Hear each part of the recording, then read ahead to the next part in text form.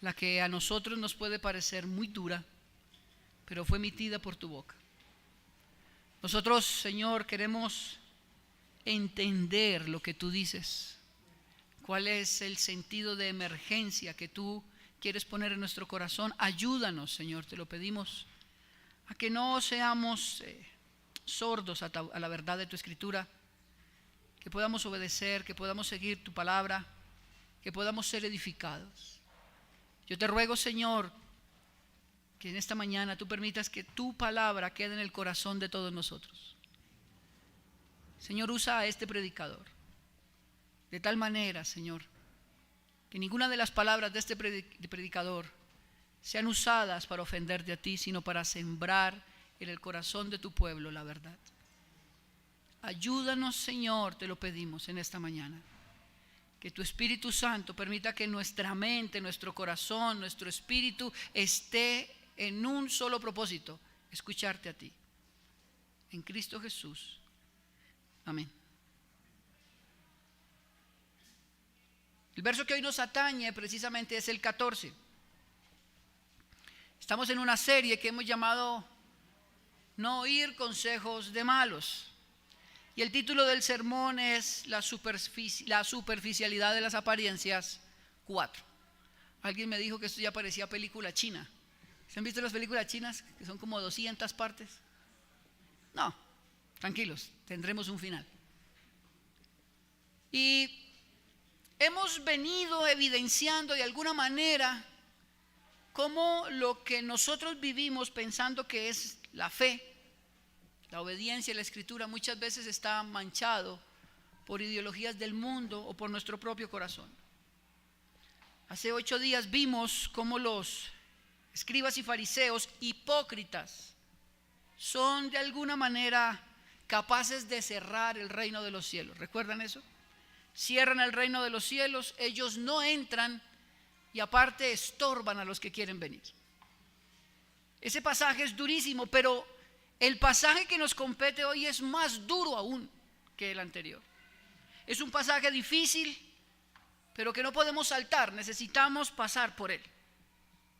Y note cómo lo dice, verso 14: ay de vosotros. Recuerda que el ay es un lamento o un juicio declarado sobre aquellos que están escuchando. Ay de vosotros. Alguien podría preguntar, ¿quiénes? Entonces el Señor lo va a limitar: escribas y fariseos, y aparte les da un título: hipócritas. Recuerdan que dijimos que era hipócrita, ¿verdad? El que vive una vida que no es la suya.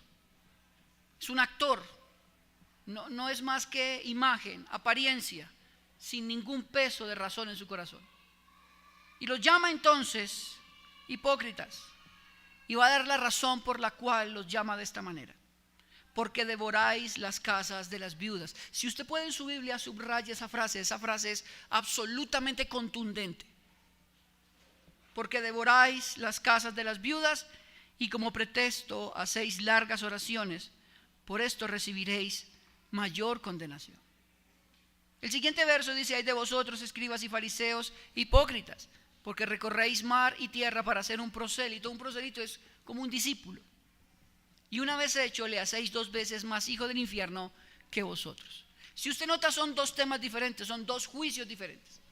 El verso 14 habla entonces de una religión como fuente de codicia, y el verso 15 nos deja ver que hacer discípulos es posible para la tradición, pero no para Dios. El tema que nos atañe hoy es precisamente el verso 14. Quiero que nos quedemos meditando en él. ¿Cuál es el tema de este verso? La religión como fuente de codicia. Quiero ilustrarlo de alguna manera. En 1982, un teleevangelista norteamericano llamado Jim Bakker dirigía un ministerio televisivo muy grande, muy grande. Prometía bendiciones espirituales, prosperidad económica, salud, bienestar a todo aquel que participara económicamente de su ministerio. Durante casi 5 años, este tipo se daba los lujos del momento. Tenía un carro último modelo, sus trajes se los cosía un sastre parisino, relojes tremendamente exorbitantes. Y cuando fueron a revisar precisamente quienes participaban económicamente de su ministerio, descubrieron que el 80% de las personas que enviaban dinero eran viudas, hombres muy pobres. Descubrieron que este hombre, como lo dice el texto de Mateo, devoraba las casas de las viudas. ¿No le suena conocido a usted hoy este mensaje? Pacta y tendrás todo de Dios. Este mensaje, queridos hermanos, aunque puede sonarnos un poco chocante, Cristo lo está condenando. Ojo con esto. Porque seguramente alguno de ustedes puede decir, no, es que el pastor no está muy de acuerdo con eso de la teología de la prosperidad. Lo cual es cierto. Pero yo me quiero ceñir hoy a las palabras de Cristo, no a las mías. De manera que si usted por alguna razón dice, no, el pastor está equivocado, ok, yo me puedo equivocar, pero la escritura no. Y quiero que note cómo en este verso 14 Jesús dice que devoran las casas de las viudas y como pretexto hacen largas oraciones. Este mensaje de dame porque Dios te va a dar más es bien viejo. Solamente que se ha mimetizado y ha cambiado un poco para ser más efectivo. Pero creo que todos nosotros conocemos esta mecánica. Dar mucho para que Dios me dé mucho más. Cuando Jesús le dice a los fariseos, ustedes devoran las casas de las viudas, Jesús los está llamando ladrones, atracadores con la fe. Es una tremenda, una terrible, atroz acusación. ¿Por qué? Bueno, quiero que miremos el porqué de esta razón. Necesitamos encontrar el contexto en donde Jesús promulga estas palabras. ¿A quién se lo está diciendo? Fariseos y escribas, ¿verdad? Y les dice a ellos, ustedes devoran las casas de las viudas. Ahora, ¿por qué las viudas? Bueno, en la cadena social hebrea, las viudas son las personas más sensibles, más necesitadas. Tanto que si usted va al Salmo 68, verso 5, Dios dice lo siguiente: Él es padre de huérfanos y defensor de viudas. Es decir, Dios se identifica con las personas más débiles y más necesitadas de la sociedad. En este caso, huérfanos y viudas. Pero qué raro, escribas y fariseos, que son los representantes de Dios en la religión judía, atacan precisamente ¿a quiénes? A las viudas. Esto nos va dejando ver entonces el corazón fariseo. Bueno, queridos hermanos, el fin del sistema de normas hebreo era proteger las viudas. ¿Por qué? Porque Dios mismo se identifica con ellas. Usted va por allá a Timoteo y Pablo le dice al joven pastor, oye, identifica a las viudas que no tienen familia, que realmente no tienen cómo sostenerse, y ponlas en la lista de la iglesia para que ahora la iglesia vele por ellas. ¿Por qué? Porque eso hace parte del Antiguo Testamento. Es una idea en común de proteger a las más débiles. Cuando la Biblia habla de las viudas, está hablando de las personas más débiles y más necesitadas. ¿Estamos de acuerdo? Ahora bien, estos personajes se toman para sí, o note cómo lo dice Jesús, que es más claro todavía, devoran las casas de las viudas. Bueno, ¿y cuál es el problema? Bueno, la cosa radica aquí. Las viudas no siempre estaban necesitadas económicamente. ¿Cómo así? Habían hombres que fueron sus esposos, que habían tenido propiedades, inversiones, negocios, y que al morir pues los heredaban ellas, las viudas. Es lo que llaman ahora la viuda millonaria. Entonces, de alguna manera ahora estos hombres se acercaban a ellas, porque si ellas querían tener algún tipo de negocio con sus propiedades, si ellas querían vender, comprar, extender o pagar deudas, necesitaban una cabeza que les representara. Ellas sí por sí solas no podían hacer ningún tipo de transacción. Entonces estos fariseos hacían largas oraciones. Se mostraban muy piadosos, hombres rectos, hombres que de verdad seguían a Dios. Y entonces ellas confiaban en estos hombres y les entregaban la dirección de sus cosas. Es decir, los fariseos ahora se convertían en los representantes de la viuda. Pero oh sorpresa, con el tiempo, con el paso de los días, los fariseos terminaban siendo los dueños de las propiedades y las viudas absolutamente pobres. Y entonces, ¿esto por qué sucedía? ¿Por qué llegaban a ese punto? Porque no había vigilancia y ellos consideraban que al mostrarse tan piadosos, todas estas propiedades ellos las tomaban para entregárselas a Dios. En algún término, esto tiene un mandato, un nombre, este mandato es corbán. ¿Y qué significa esto? Que lo que ellos administraban se lo entregaban a Dios. De manera que ahora, como era de Dios, ya no era ni siquiera de la viuda, pero ellos lo podían administrar. En pocas palabras, ellos se apropiaban de manera ilícita de las propiedades de las viudas y lo legalizaban diciendo que era de Dios. Esto es terrible. Tanto que Jesús les dice: ustedes devoran las casas de las viudas. Ustedes son unos ladrones. Ustedes están atracando a las personas más débiles de nuestro sistema. Y a cambio, ¿qué entregaban ellos? Largas oraciones. Esto es duro, pero sucede el día de hoy. Y realmente yo quería ambientar un poco esto para que de alguna manera nosotros hoy podamos ser conscientes de que este sistema, que es infernal, se nos mezcla en nuestra iglesia. Y muchos de nosotros o hemos sido víctimas o hemos predicado este mismo sistema. Queridos hermanos, Jesús no titubea en llamar ladrón a aquel que le quita sus propiedades a los demás y quiere presentarlo como un regalo divino. Eso está mal. Jesús no titubea en llamar a los fariseos hipócritas por hacer largas oraciones y esperar quitarle a otros sus propiedades. Esto nos tiene que servir a nosotros en esta mañana de filtro para poder medir realmente quién es un siervo de Dios y quién no.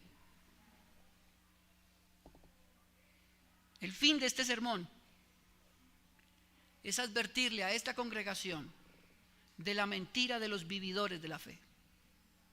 En este caso son fariseos. Destrozaban por completo la economía de las viudas. Ahora, esto tiene un entendimiento social. El Talmud dice lo siguiente: si tu papá está en pobreza y el rabino también, tu obligación es darle al rabino. ¿Por qué? Porque tu papá te enseña a caminar, pero el rabino te enseña a vivir. La idea era que por encima de todas las cosas estaba el rabino o el fariseo o el sistema antes que tu familia. Cuando tú vas a la escritura, eso no es así, pero la tradición lo llevaba a ese punto. Quiero mostrarle dos formas modernas de este tipo de fariseísmo en los próximos 40 minutos, ¿cierto? Quiero mostrarle cómo se usa hoy en día esta actitud farisea para devorar las casas de las viudas. Cuando Jesús dice devoran las casas de las viudas, está sentando la sentencia de qué es lo que hacen: acabar con el más necesitado, vendiéndoles una fe falsa. En primera instancia, hoy se usa el miedo como arma de manipulación económica. El miedo como arma de manipulación económica. ¿Quién quiere sufrir? ¿Quién quiere pasar por momentos de dificultad? Es más, ¿quién quiere ir al infierno? Aunque yo sé que son preguntas retóricas, usted en su mente puede estar contestándose: no, pues nadie. Nadie quiere pasar por allí. Esto también tiene que ver con algunas cosas de la antigüedad que han venido siendo copiadas hoy. Recuerde que ¿cuál es el fin? El fin es devorar las casas de las viudas, es quedarse con lo material del más débil. Bueno, en épocas de la Reforma, en épocas de Martín Lutero, había un hombre llamado Jonathan Tetzel. Este tipo es un monstruo. Se está construyendo la Capilla Sixtina, de manera que esa obra consume dinero de manera impresionante. Mucho lujo. De hecho, algunos de ustedes saben, los techos de la Capilla Sixtina son pintados por Miguel Ángel. Eso no fue barato. Eso costó mucho dinero. Entonces la iglesia de Roma se queda sin dinero. ¿Y ahora qué hacemos? ¿De dónde sacamos plata? Y este señor Jonathan Tetzel se inventó algo llamado las indulgencias, plenarias y parciales. ¿Qué significa esto? Bueno, él dice, mira, todos ustedes están destinados al infierno. Escúcheme bien, el mensaje es ustedes, no nosotros. Ustedes, todos ustedes están destinados al infierno, y como están destinados al infierno, nosotros los elegidos, nosotros podemos de alguna manera interceder por ustedes, pero eso requiere un pago que económico. Entonces podemos venderte estos dos planes: indulgencia plenaria o parcial. ¿Qué significa plenaria? Mira, si pagas 5 millones de pesos, bueno, en términos de hoy, haz lo que quieras, vas al cielo. La iglesia te entrega un certificado, y con ese certificado tú no te vas a podrir en el infierno. No me alcanza. No tengo los 5 millones, tengo 2,5. Bueno, entonces podemos venderte una no plenaria, una indulgencia no plenaria, sino parcial. Es decir, puedes pecar 2 años. Y durante esos 2 años tienes el certificado de que nunca va a pasar nada. Pero si se te vence el certificado y sigues pecando, te vas al infierno.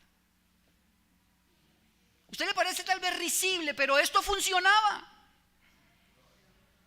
Tetzel se paraba y extendía unos grandes paños dibujados con rostros de personas quemándose en el infierno, gritando, terrible, unas imágenes terribles. Y él decía, no puedes ir al infierno. Y las personas, claro, entraban en pavor.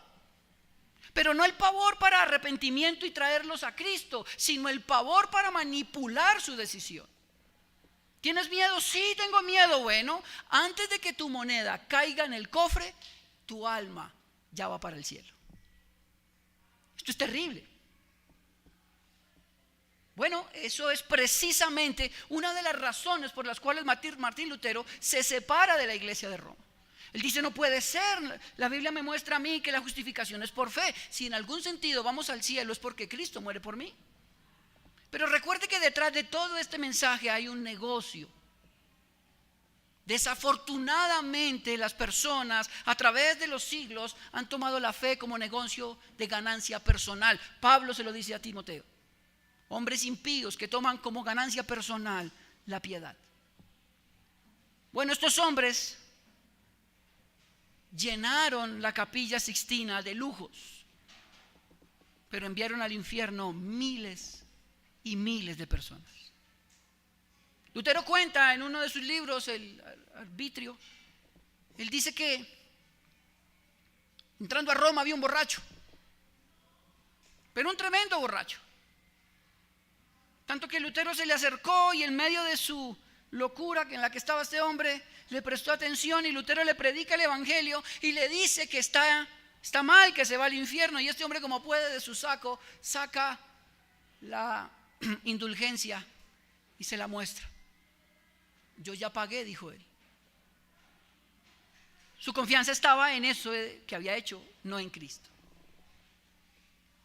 Ahora, hermanos, esta estrategia que es infernal, que note lo vieja que es, que Jesús está llamando a los fariseos que devoran las casas de las viudas. Recuerde, ellos quieren ir por el más débil, a quitarle sus cosas. Esta estrategia que pasó luego en la Reforma, el miedo, y toman el miedo como herramienta de manipulación, hoy también se escucha. ¿Y cómo devoran las casas de las viudas estos personajes hoy? Bueno, con una promulgación de un mensaje que te dice que tú no eres pobre, que tú no tienes que sufrir, que tienes que temerle a la escasez, te dicen claramente que ser pobre no es de Dios. Que tú tienes que salir de ahí como sea. Que si estás pasando por momentos de necesidad, es una maldición que tiene que romperse. Adivine cómo. Pagando para salir de allí. Si no quieres ser pobre, si deseas vivir en abundancia, todo lo que tienes que hacer es sembrar en este ministerio. Nuevamente, el elegido soy yo. Tienes que traer aquí, porque aquí es donde está la fuente del poder que te libera. Hermanos, mi trabajo hoy es advertirle que ese mensaje manipula sus emociones y lo aleja de Dios. Esto es serio. ¿Quién no tiene miedo a padecer dificultades económicas? Porque el mensaje hoy ya no es que te vas al infierno. El mensaje hoy es que no puedes ser pobre, no puedes tener necesidad. Y si vas a pasar necesidad, para asegurar de no cruzar ese umbral, ven, trae el dinero. ¿Cuántos de ustedes no conocen centenares de historias de personas que llegaron a la iglesia y en medio del supuesto sermón les dijeron: tienes que sembrar el billete más grande que tienes en tu bolsillo? Y resulta que ese billete grande era el pasaje para él, su esposa y sus hijos. Y se tuvieron que devolver a pie. Y ese dinero quedó en manos de alguien que devoró sus casas. Hermanos, ese mensaje de manipulación, del miedo a sufrir, el miedo a la pobreza, el miedo a la escasez, el miedo a no enfermarnos, buscando pasarlo o asegurar que no pasaré por allí, pagando con dinero, es lo mismo que se hacía en épocas de Lutero. Es lo mismo que buscaban estos fariseos robando a las viudas. ¿Y cuál es el patrón aquí? ¿Cuál es el motor? El mismo infierno. Pero pastor, yo he escuchado hombres en iglesias diciendo esto. El infierno se cuela al interior de la iglesia. Entonces el miedo a no padecer situaciones económicas difíciles es usado para devorar las casas de las viudas. ¿Y sabe cuál es el pretexto? Largas oraciones. Yo quiero ver en el altar, dicen. Traiga al altar, traiga su pacto, traiga su ofrenda. Y después de que usted la deposite, ahora sí voy a orar por usted. No sé si ha visto ese canal del Globo por televisión, donde te dicen: estamos dándole 5 minutos más para que usted ofrende, porque ya pronto vamos a orar. Hermanos, eso es un atraco. Eso no es santo. Dios no lo estableció de esa manera. Y tal vez usted puede decir hoy: uy, está duro. Sí, tengo que advertirle que eso que está pasando, Dios no lo sostiene.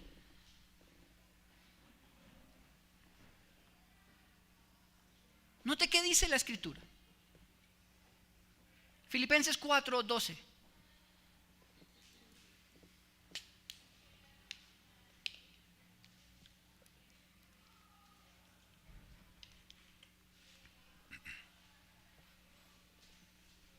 Filipenses 4:12, ¿lo tiene? Vamos a leer del 12 y el 13. Note a Pablo cómo lo dice. Sé vivir humildemente y sé tener abundancia. Solo esa línea me deja ver a mí que la vida del creyente, económicamente hablando, es dinámica. A veces tiene, a veces no. Natural, ¿verdad? No hay ningún verso en la escritura que garantice que tú nunca pasarás por necesidad. Vamos a pasar. De hecho, por eso Pablo lo dice: sé vivir humildemente y sé tener abundancia. Note cómo sigue diciendo: en todo y por todo estoy como enseñado, así para estar saciado como para tener ¿qué? Hambre. Pablo, ¿tú estás diciendo que es posible que pasemos por hambre? Sí. Así para tener abundancia como para padecer necesidad. Pablo está diciendo claramente en este verso 12 que es posible que los creyentes un día se queden sin nada. Ahora, ¿debo tener pánico a esto? No. Pastor, pero si vamos a pasar por necesidad, eso es difícil. Claro que sí, pero note el verso 13: todo lo puedo en Cristo que me fortalece. Y ese todo lo puedo es ¿qué? Pues lo anterior. Puedo pasar por necesidad, Cristo me fortalece. Puedo pasar por momentos de angustia, Cristo me fortalece. No asegura que yo estaré protegido porque diezmé, porque ofrendé, porque pacté, porque llevé. Eso no garantiza los momentos de dificultad. ¿Qué garantiza que yo puedo soportar las crisis? Cristo que me fortalece. De manera que el mensaje no es que tú aseguras por medio de dinero. Tu corazón no puede estar tranquilo porque yo pacté. Mi corazón debe estar tranquilo porque Cristo ha prometido caminar conmigo en medio de la dificultad. Todo lo puedo en Cristo que me fortalece. Ese todo lo puedo está limitado precisamente al verso 12. Todo lo puedo en Cristo que me fortalece. Y voy a abrir el tarro de las galletas. Uy, yo no puedo abrir esto. Todo lo puedo en Cristo. No. Todo lo puedo en Cristo que me fortalece. Está limitado al verso 12. Puedo pasar por hambre, puedo pasar por necesidad, puedo pasar por momentos muy difíciles. Cristo me fortalece. No el dinero. No porque yo ya pagué. Dios está comprometido conmigo porque yo le di.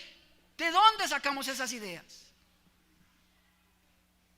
En pocas palabras, nos devoraron el bolsillo y no nos dimos cuenta.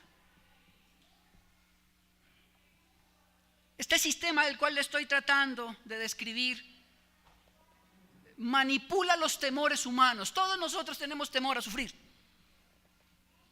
Y entonces se exacerba el temor y te dan una tabla de salvación para ese temor. ¿Cuál? El dinero, no Cristo. Pablo dice, ¿vamos a sufrir? Claro que vamos a sufrir, pero Cristo camina con nosotros. El fariseo moderno te da una tabla de salvación. ¿Cuál? Tus billetes.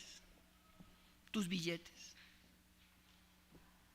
Y esta pregunta la hace Evis Carballosa en su comentario. Él dice, pero pagar a Dios para que Él garantice por ese dinero la prosperidad y la estabilidad. Es decir, ya no es Dios, es el gerente de una empresa.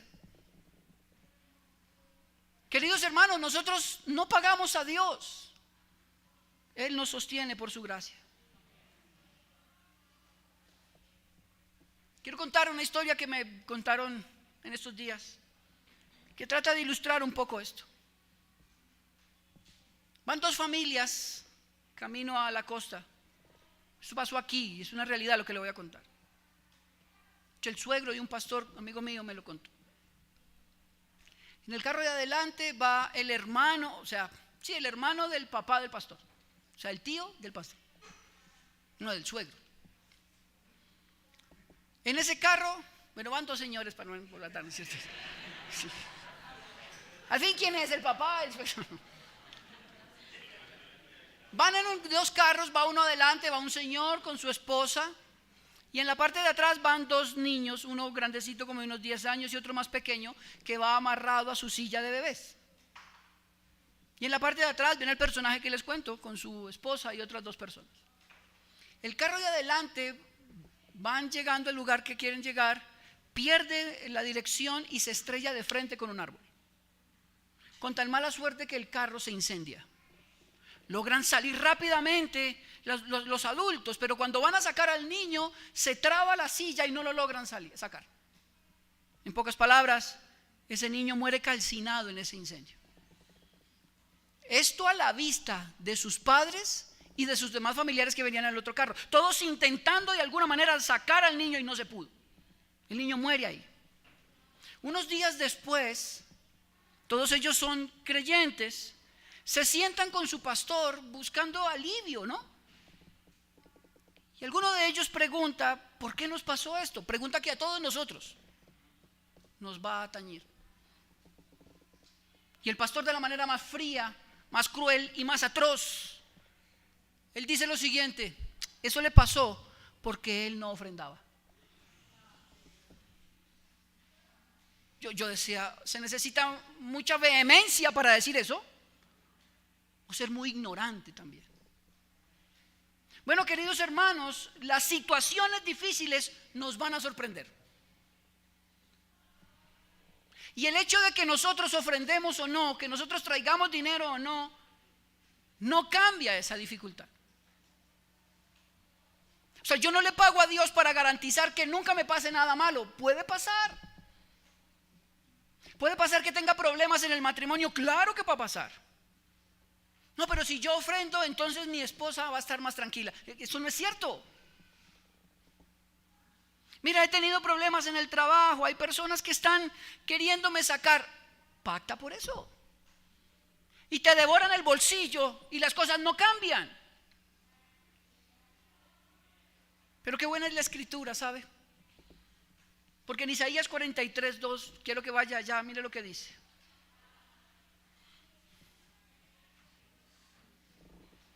Isaías 43:2.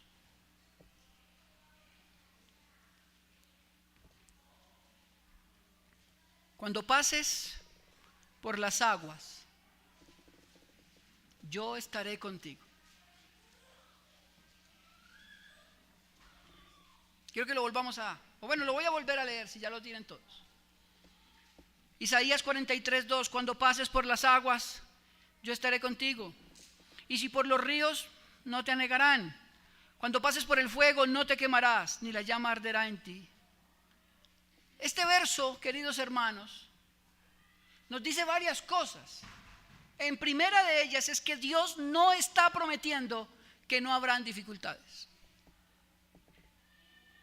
Van a pasar. ¿Y por qué le digo esto? Porque yo quiero que su corazón esté tranquilo sabiendo que aunque hay momentos de dificultad, Dios está presente. Nada nos exonera. Este verso no está diciendo, mira, si tú me das, yo te aseguro que no vas a pasar por momentos de dificultad. Tampoco lo dice. Tampoco está diciendo, mira, tienes que cobijarte bajo la mano de determinado apóstol que él sí tiene el poder para que a ti no te vaya mal. Eso tampoco es cierto. Este verso se centra en la persona divina de Dios. Y este pasaje me dice a mí que yo puedo pasar por el fuego, por las aguas, por dificultades. Dios camina conmigo. Este texto lo que me está prometiendo es que puede rugir el mismo infierno. Cristo camina conmigo. Y eso no me cuesta un peso. ¿Sabe por qué? Porque Cristo murió por mí. Cristo pagó por mí. Cristo fue suficiente para que ahora Dios me vea a través de Él y garantice que todos los días de mi vida Él me sostiene. Yo no necesito pagarle a Dios. Cristo fue suficiente. Eso me basta. Y tiene que bastarle a usted. Usted no necesita otro intermediario. Cristo es el único intermediario entre Dios y los hombres. Este mensaje que se ha popularizado tanto, yo creo que eso es cocido en el mismo infierno. Porque no nos acerca a Cristo como nuestro suficiente Salvador, sino nos acerca a un comerciante que se parece a lo que yo quiero, pero no a Dios. Nos aleja de Cristo y fuera de eso estamos enriqueciendo a una mano de ladrones. Y cada día nuestras casas más devoradas. Yo sé que es duro lo que estoy diciendo, yo lo sé. Pero el pasaje por sí mismo es duro. Y nosotros no podemos ablandar lo que Cristo no tuvo miedo de ablandar. Jesús se lo dijo a ellos en la cara: ustedes son ladrones. Piensen eso. A nosotros nos gusta ser políticamente correctos, pero no bíblicos. Y textos como estos nos llaman a ser bíblicos, queridos hermanos. De manera que entonces el miedo se volvió una herramienta para manipular y devorar las casas de las viudas. Dios no necesita de mi dinero para sostenerme. Él lo hace por el puro afecto de su voluntad, en su gracia, porque me ama, porque me amó en Cristo Jesús antes de la fundación del mundo. Dios sabe que voy a pasar momentos difíciles, claro, pero Él prometió caminar conmigo. Necesito pactar por mi sanidad. Necesito dar una gran ofrenda para que Dios me libre de este problema cardíaco que tengo. Necesito pactar porque yo quiero una casa, la que tengo ya no me gusta tanto. Hermanos, ese es el modelo fariseo que Jesús está condenando. Eso nada tiene que ver con la iglesia. Tiene que ver con el mundo y su forma piramidal de conseguir dinero. No con nosotros. No con nosotros. Nosotros nada tenemos con ellos. Ahora bien, le tenemos tanto miedo a sufrir, olvidando ciertamente que en el sufrimiento conocemos mejor a Dios. Olvidando ciertamente que los atributos de Dios brillan con mayor resplendor en medio del sufrimiento. ¿Cómo voy a decir que Dios provee cuando nunca tuve necesidades? ¿Cómo voy a decir que Dios restauró mi matrimonio si nunca discutí con mi esposa? ¿Cómo puedo yo decir que Dios salva, que Dios restaura, que Dios garantiza bondad cuando yo todo lo he hecho a mi manera? El sufrimiento tiene un fin: desarmar mi alma y que Cristo brille. Si es así, bendito sea y bienvenidas sean las dificultades. ¿Puedo conocer a Cristo? No, esa idea de que tú no tienes por qué sufrir. Tú eres ciudadano del reino. Y los ciudadanos del reino nada les va mal. Si Pablo escuchara ese mensaje hoy, los cogería cachetadas. ¿No has leído Corintios? 3 veces azotados, 2 naufragios, apedreado. ¿Qué estás diciendo? ¿Tiene sentido? De manera que se toma el miedo como una herramienta de manipulación. ¿Para qué? Para devorar tu casa. Voy a darte una segunda estrategia que se usa hoy. Tiene que ver mucho con este movimiento fariseico de devorar las casas. Y es usar la fe como fuente de enriquecimiento ilícito. Usar la fe como fuente de enriquecimiento ilícito. El primero que les hablé tenía que ver con el miedo como arma de manipulación. Este segundo es un poco más sofisticado y es la fe como fuente de enriquecimiento ilícito. Y aquí ya no apelan al miedo, apelan a la avaricia que todos nosotros de manera natural tenemos. Todos nosotros de una u otra manera somos ávaros.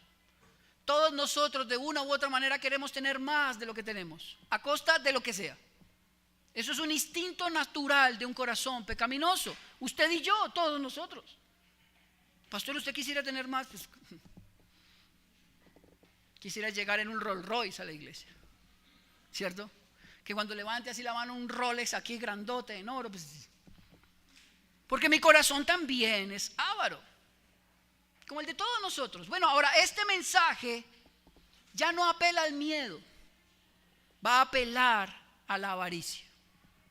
Entonces lo primero que este mensaje va a hacer, por eso es más sofisticado, es llevarte a que desprecies lo que tienes.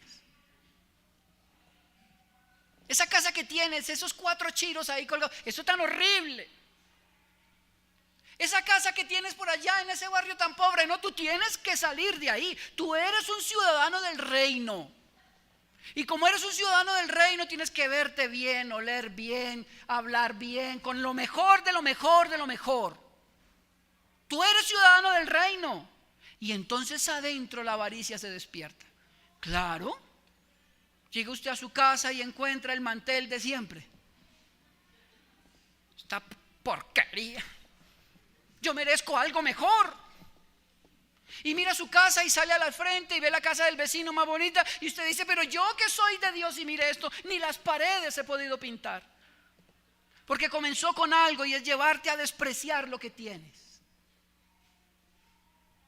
Entonces frases como estas: cánsate de esta vida. Cánsate de esto, avanza en el reino. Tú tienes que crecer, y crecer es estimular económicamente a las personas. Crecer no es que crezcan en el conocimiento de Cristo. Crecer es que se te noten tus anillos, tu reloj, tu carro, tu casa. Cánsate de ser pobre. Tú no naciste para esto. Frases como Dios quiere hacerte millonario, esa es su voluntad. La voluntad de Dios es que tengas muchísimo dinero. ¿Cuántos no caímos ahí?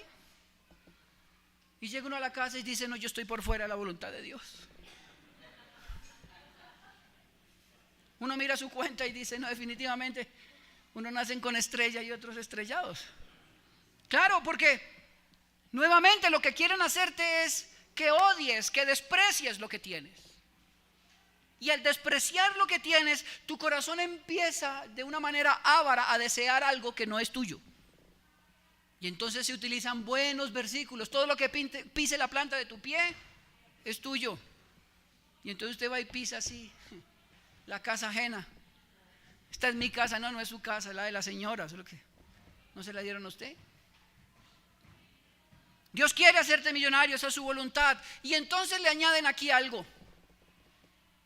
Es solo cuestión de fe. Pastor, es que me está yendo mal en el trabajo, es que tú no estás creyendo como debes creer. Pastor, me enfermé. ¿Te faltó fe? Pastor, mi hijo se murió. No tuviste la fe para levantarlo. Esto es terrible, pero está funcionando así. Frases de supuestos hombres ungidos, elegidos nuevamente. ¿Dónde están mis millones?, dicen ellos. ¿Cómo es que los impíos tienen tanto dinero y yo que te sirvo, que salvo almas, que edifico iglesias, ¿por qué no me han dado mis millones? Me los tiene que dar y se los exige a Dios. Una frase de ese personaje es decir, la pobreza no es de Dios. Y este personaje tuvo la capacidad de pararse delante de su congregación. Escúcheme esto. Con un saco roto, viejo. Y dijo, ¿cuántos de ustedes quieren la bendición de un pastor pobre? Y toda la iglesia hacía guácala, feo. Y se quitó ese saco y lo golpeó contra el suelo y dijo, esos pastores pobres no son de Dios. Esos hombres no tienen nada que enseñar de Dios. Luego se puso un traje finísimo y dijo, ¿quién quiere mi bendición? Y todo el mundo vino. Claro, apeló a tu avaricia. Apeló a una necesidad básica de tu corazón, tener más de lo que tienes. Esto es terrible. Entonces, luego de que han apelado a la necesidad de tu corazón y ahora eres tan avaro, te dicen, mira, el negocio es el siguiente, ¿quieres más? Sí, pata. Trae el dinero. Ven acá. Y devoran tu casa y no te diste cuenta. Queridos hermanos, esto me lleva a pensar que en muchas ocasiones estas personas que caen en este sistema, cuando se dan cuenta que el sistema no funciona, entonces exigen a Dios. Yo te di. ¿Qué es lo que pasa? Yo te di, Dios es malo. No el fulano que lo predicó, no el sistema donde está ambientado todo esto, sino que Dios es malo porque yo le di y ahora Él no me da. En ambos casos de lo que yo he dicho, las personas se alejan de Dios y no vienen a Él. Y ahí es donde el Señor dice mayor condenación hay. Porque el fin de todo ministro es acercar los hombres a Dios, no alejarlos. Y lo terminan alejando porque dejan ver a Dios o como un aladino o como el gerente de un banco que yo le doy y él me da, planteando en intereses. Dios no está obligado a darme, pero ellos te hacen ver que es así. Y entonces, volvamos a la Biblia. Filipenses capítulo 4, verso 19.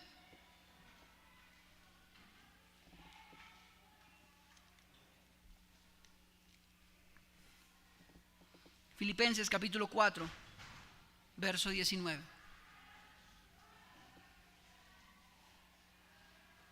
Note el texto.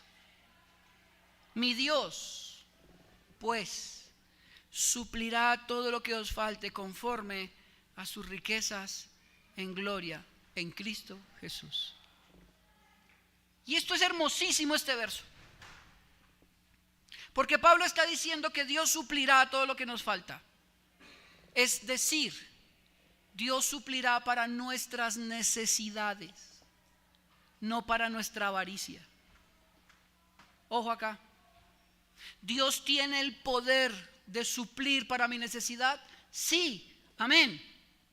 ¿Tengo que pagarle para que lo haga? No. Él lo hace porque Él es Dios. En Cristo prometió bendecir mi vida. Note, suplirá todo lo que os falte. Todo lo que os falte, las necesidades, no los lujos, no la avaricia. Es que yo me cansé de ser pobre. Bueno, pues descánsate. Es que yo ya no soporto más este trabajo. Yo quiero ser el gerente. Aprende, estudia, esfuérzate para que llegues ahí. Mágicamente no va a pasar. No, pero si pacto, te robaron y sigues pobre. Hermanos, es cuestión de lógica. Dios suplirá todo lo que nos falta conforme a sus riquezas en gloria en Cristo Jesús. Dios tiene el poder para suplir todas nuestras necesidades. Él es bueno, Él es poderoso. Y mire, si nosotros pudiéramos de alguna manera testificar de cómo Dios nos ha suplido, todos nosotros aquí tenemos algo que decir. Dios me ha suplido. Ah, bueno, pero eso que te suplió, ¿era tu necesidad o era un lujo? Y tú vas a decir, no, era mi necesidad. Yo no tenía para comer. Dios puso el plato sobre mi mesa. Yo estaba muy enfermo, me estaba muriendo y Dios me salvó. Mis hijos estaban pasando por un momento duro, no teníamos para pagar el colegio y Dios me lo dio. Yo tenía que viajar porque alguien estaba muy enfermo, Dios suplió. ¿Pagaste para ello? No, ¿por qué no? Porque a Dios no le interesa tu dinero. No estamos en un canje, yo te doy para que me des. Él es el Señor, yo soy su siervo. Y el dinero que yo tengo es de Él. No estamos negociando, todo es de Él. Nuevamente Dios provee para nuestras necesidades, no para nuestra avaricia. Cuando el mensaje es el que te abre la puerta para la avaricia, huye de ese lugar. No escuches a esos personajes. El oído se infecta y el alma también. Terminas creyendo un montón de cosas que no son ciertas, que no sostiene la escritura. Ah, pero es que me suena tan bien. Dios no le interesa eso. Jesús los llama a aquellos que devoran las casas de las viudas como hipócritas. Lo terrible de esto es que el texto termina con una tremenda sentencia. Mira el pasaje, Mateo 23:14. Hay de vosotros, escribas y fariseos, hipócritas, porque devoráis las casas de las viudas y como pretexto hacéis largas oraciones. Por esto recibiréis mayor condenación. Esto es terrible, porque estos hombres debían proteger a estas personas, a los más débiles. Por el contrario, eran a quien más usaban para sus riquezas. Evis Carballosa en su comentario dice lo siguiente acerca de estos hombres. Dice, estos personajes levantan sus ojos al cielo de manera piadosa, pero cual águilas en vigilancia a su presa, fijan su mirada en las posesiones terrenales, aquellas que son ajenas, con el único fin de apropiarse de ellas, sin consideración, dañando a los más débiles. Parecen piadosos, levantando sus rostros, abriendo sus manos, cantando muy lindo. Parecen santos, pero con un ojo miran al cielo para que tú te engañes y con el otro miran tu bolsillo para ver cómo te sacan el dinero. Es terrible. Pero hoy estamos minados de este tipo de personajes. Hace poco escuché a alguien diciendo, en una de estas congregaciones, diciendo esos pastores de la teología de la pobreza, refiriéndose a nosotros. Porque según ellos el deseo de sermones como estos es que las personas sean pobres. No. El deseo de predicar sermones como estos es que nosotros entendamos que la fuente de nuestro soporte es Cristo, no el dinero. El fin de estos sermones es que vengamos en necesidad de Cristo, no pagándole a Él como un negociante. Él no necesita de mi dinero. ¿Puede mi corazón engañarme, considerando que entonces como soy cristiano voy a ser multimillonario? Sí. Y rápidamente caigo en manos de estos personajes que devoran mi alma. Cuando lleguemos al cielo, queridos hermanos, todo lo que nosotros consideramos importante se va a quedar aquí. Cuando lleguemos al cielo, los títulos que conseguimos aquí no caben por esa puerta. Es más, cuando lleguemos al cielo, ni memoria tendremos de lo que hicimos aquí. No sabremos nada de eso. Todo eso fue basura. Y si el cielo lo considera basura, ¿por qué yo tengo que considerarlo como si fuera oro? No lo necesito. Yo necesito a Cristo en todo su esplendor. Necesito de su plenitud, de su gloria, de su poder, de su fuerza. Y eso hace que mi avaricia baje. Eso hace que el temor a algún día pasar una necesidad se quite. Porque en últimas el Señor camina conmigo. Pero estos personajes tendrán una mayor condenación. Este sistema es satánico. Este sistema aleja a las personas de Dios. Y aquí lo que es muy raro es lo siguiente. Estos sistemas que prometen bendición por traer dinero, contradictoriamente, solo los que lo promueven se llenan, son los que prosperan. Pero aquellos que dan para el sistema cada día están más pobres. ¿Por qué? Porque no es verdad. Es cierto, queridos hermanos, que la Biblia expone que todo creyente sano, sólido en Cristo, es dadivoso. Da, como parte de su desprendimiento hacia las cosas materiales, como parte de su obediencia a Cristo. Y claro que ello tiene consigo una bendición, por supuesto, pero en ningún sentido el dar es pagarle a Dios por algo. Devoran entonces mi casa cuando esto sucede. La frase entonces sentencia a estos personajes: mayor condenación. Mayor condenación. Es decir, Dios no bendecía ese sistema. Y esto es serio. Porque en muchos lugares donde se promueve esto, Dios no está. Pero ellos fingen que Dios está ahí. Terrible.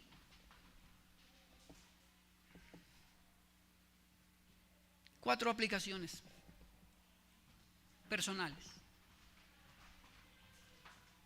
Si tú, que escuchas este sermón, algún día predicaste o enseñaste estos mensajes de los cuales hablamos hoy, estos sistemas, y entiendes que ha sido usado no por Dios, sino por el maligno para alejar a las personas de Dios, esta es la mañana de arrepentirse. Si en algún sentido tú utilizaste la Biblia como método de ganancia personal, mintiéndole a las personas, usando su necesidad para beneficio propio, esta es la mañana para arrepentirse. Porque sí, has pecado. Y mayor condenación hay para quien no se arrepiente. Tú, que escuchas esto, y que en algún momento de tu vida el miedo a la dificultad o a las situaciones difíciles fue usado para que pagaras a Dios, pensando que de esa manera garantizabas que nunca te iba a pasar nada malo, ven, esta es la mañana, arrepiéntete. Tu Señor no necesita que le pagues, Él es suficiente. Si algún día tú dijiste, sí, yo soy el primero en llevar el dinero, porque es que, ay no, yo no quiero que me pase nada malo. Cuando salió de la iglesia y dijo, uy, menos mal traía plata, porque hoy era el día para asegurar que me fuera bien. Arrepiéntete. Dios no necesita de ti. Pero sabe, si usted que está aquí ha considerado en su corazón la teología de la prosperidad como objetivo final de su vida, es decir, Dios es mi herramienta para enriquecer, esta es una mañana para arrepentirse.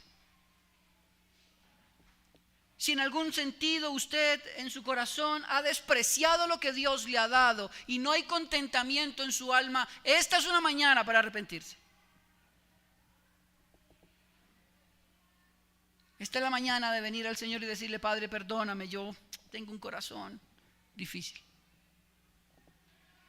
Pero sabe, si usted de manera inocente fue víctima de estos modelos hoy expuestos, y usted puede decir: me quitaron, pastor, me robaron. Hoy entiendo que esos personajes devoraron mi casa. Bueno, esta es la mañana, venga a Cristo, perdone y deje que el Señor restaure su alma. Pastor, esos hombres fueron malos, son malos. Esos hombres abusaron de mi confianza, seguro que sí. Pero Dios tiene el poder de restaurar nuestros corazones. Y yo quiero dejar algo claro. También existen hombres de Dios santos que no les interesa su bolsillo, les interesa su alma.